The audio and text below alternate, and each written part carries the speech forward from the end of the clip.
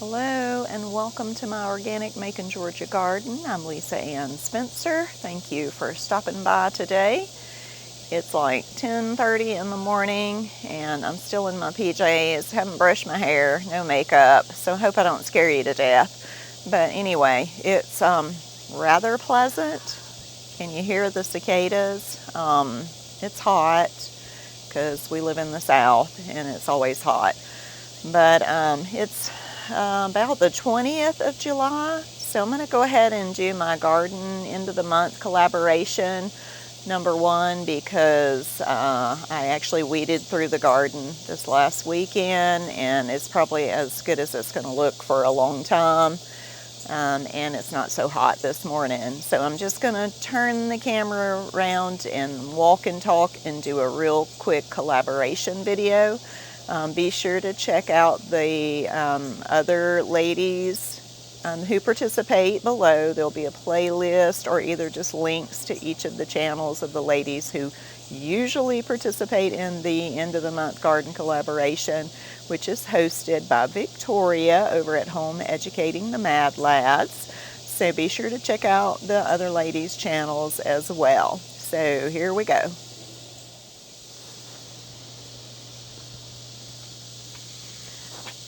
My herb garden looks like a jungle, which is really nice. There's a little cherry tomato that volunteered up here. And these are delicious. They're called Mexico Midget. Yum, yum. I'll send you some seeds if you want some. Hannah lilies. Look at my fountain. It's empty and totally gross with algae. I promise I am going to clean that. I bought me some fake silk flowers. They were 50 cents at Walmart, and I got so tired of trying to keep this watered. I cannot. It's dry. It's under the eave, so it doesn't get any rainwater, and I can't seem to remember to water it. So doesn't that look pretty? Just with fake flowers? I thought so. The ladder is here because of the fig tree. We have a serious ant infestation, and the ant man said we're going to have to trim the limbs that are touching the house because the ants are, please go shut that dog up. The ants are using the fig tree to get up in the gutters and into the house, so I'm going to have to severely trim it. And I've got lots of weeds. This thing right here is called Gripe Weed. They're pretty, aren't they? But they're everywhere and they take over. My sage, which is pretty against the purple, it's called Perilla. But the perilla is a weed too. Pretty weed, but very useless. The rosemary just keeps getting bigger and bigger. The swamp hibiscus is not blooming now, but it's making seed pods. So I offer those for sale on my Etsy site, but I'll send my friends some for free if you just ask. What else? Oh, zinnias. They're so pretty. My flower bed is just looking jungly. The nasturtiums have all died back except this one right here on the end. And the little mini pumpkins continue to produce. Hello, Ivory. She now has her bark collar on. So, Cleome. You see the seed pods? I collect seeds, of course, from the Cayenne too. All for those. The mums are heavy laden and fallen over. There's a turmeric. I think it accidentally planted itself there. 4 o'clocks, and every time I video, the 4 o'clocks are closed. I'm going to have to come out here. But here's a little seed. I just come out here in the evenings and collect these little seeds. They look like little hand grenades. My American Beauty Berry has set berries. Serenity's going to check on Bunny. My elephant ears finally started growing a little bit.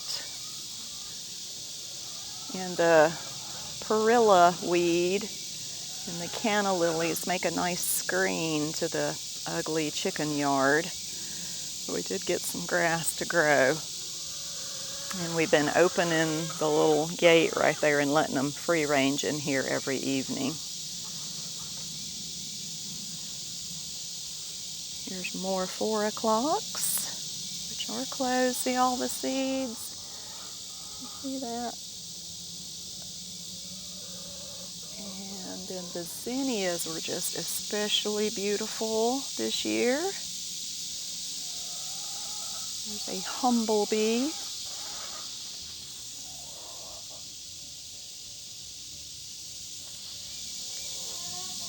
Pretty. Lots of zinnias and humblebees.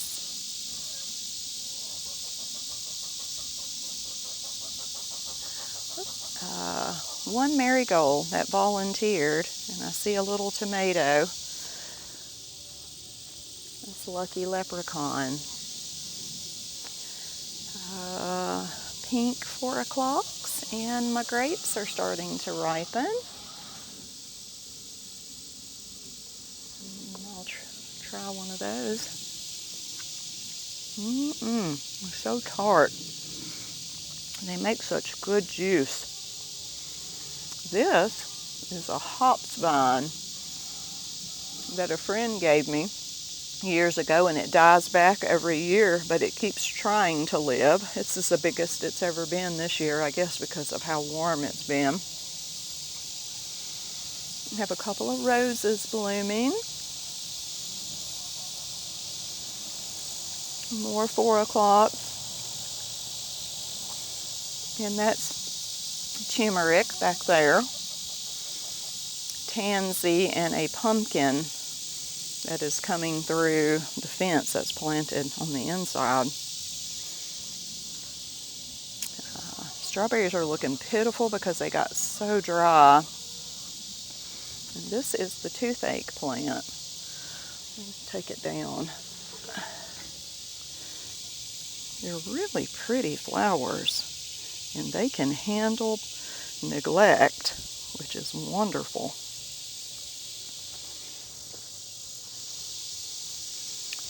All right, let's go in the gate, which is broken and been repaired. And see the ants?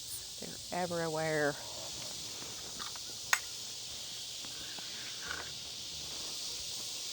All right, in we go.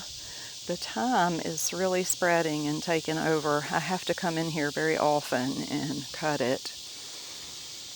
I pulled out my kale because it was just dying in the drought.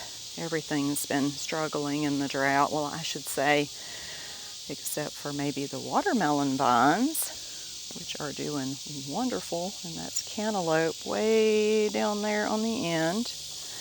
The okra pretty much all died except for just 1 or 2 plants. There's a little baby okra. See that? So the okra is pretty much dead, and I came back in and sowed some beans and marigolds next to it. My pole beans struggled back here, and the rest of the beans I did pick like 2 or 3 times, but the rest I'm leaving for seeds. They're very sparse back here. I planted a bush bean underneath them, and those are looking really good. My squash, they've done better than they've ever done before, although they are eaten up with squash vine borers, as you can see there, but where they touch the ground, they put down roots, so they've continued to produce a little bit. I've had yellow squash and zucchini a couple of times on the menu this season. I've got marigolds, the patchoula species, to help fight the nematodes in the soil. zucchini. Here is a little cage. Oh, I see lots of aphids. Oh my goodness. This is my yard long beans. You can see that aphid infestation. I'll have to get out here and spray that with some soap. But that is in a tomato cage. They grow really well on a tomato cage and produce a lot. You plant 12 beans and you can get a nice harvest. I pulled all my tomatoes out because they all were dying of blight. Fortunately, I did get some. My apple tree, this tree is going to die. It's not going to make it. So that's sad.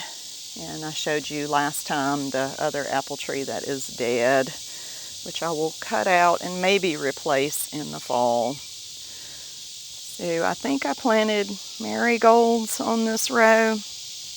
And then I'm just leaving the carrots that were planted really early because some of them are starting to bloom. I'm just going to let this entire row here bloom and save some seeds and, not worry about it. All right, down here in this lower part of the garden, ooh, the bees are really working the flowers. See the pole beans? It's the same variety, Trail of Tears, and it's planted all the way down that fence. I got a really good harvest from those. And as I said, I'm just going to leave what's left to go to seed and to dry so that I can save seeds from those.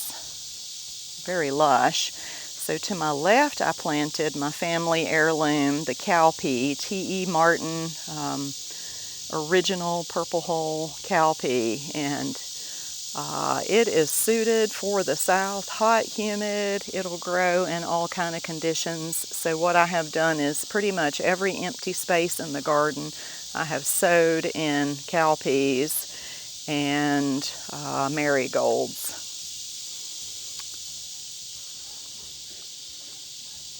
You can see maybe down here where I pulled out my cabbage and I sowed cowpeas just a couple of days ago. They're coming up.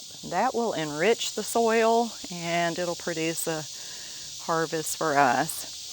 I got a few of these Jimmy Nardello Italian frying peppers on this row, along with some basil scattered here and there. This is Amaranth, and I plant it because I planted cucumbers on this row. Here's a single cucumber. My cucumbers did not grow. They're not doing well, but you plant the amaranth as a lure for cucumber beetles, so that's why they're all eaten up. They actually attract the cucumber beetle and keep them completely distracted from your cucumbers. I've used it in the past and it's worked wonderfully. This pepper is hot, that's cayenne. Peppers always do really well in the south in hot, humid weather. Oh, look, there is a cucumber beetle on this amaranth. Let's see if you can see that.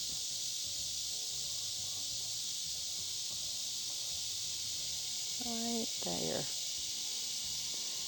And there's another one right there.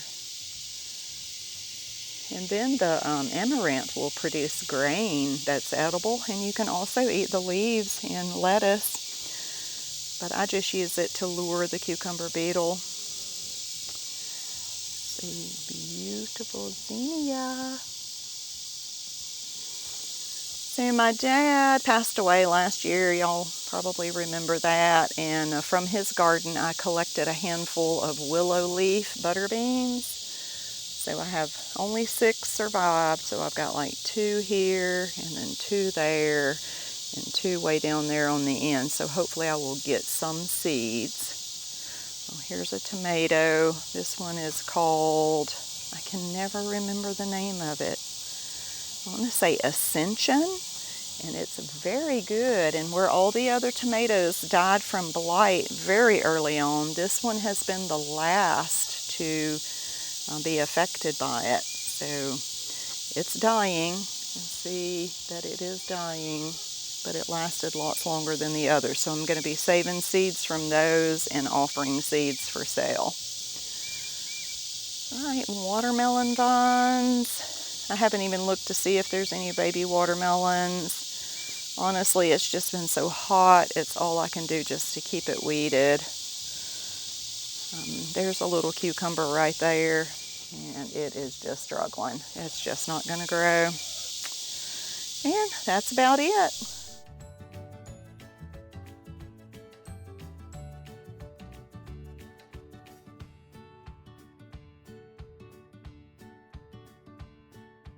There is this really beautiful weed that I allow to grow, and it's because it's a wild moss rose. To me, they're just so pretty. This one's a pink one, and there are orange and yellow ones right up under there. Very pretty weeds. If life gives you weeds, you might as well enjoy them.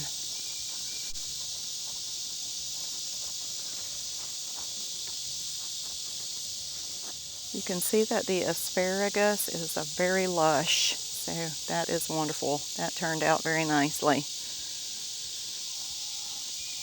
And we'll close with talking to the chickens. Hello, girls. You know, I'm just going to give them a tomato. Hey, see, these smart girls get over in the grass. These girls are either, what shall we say, not so clever to get over the fence. Here, I'll give you a tomato to fight over. Food fight. And there you go. All right. See you next time.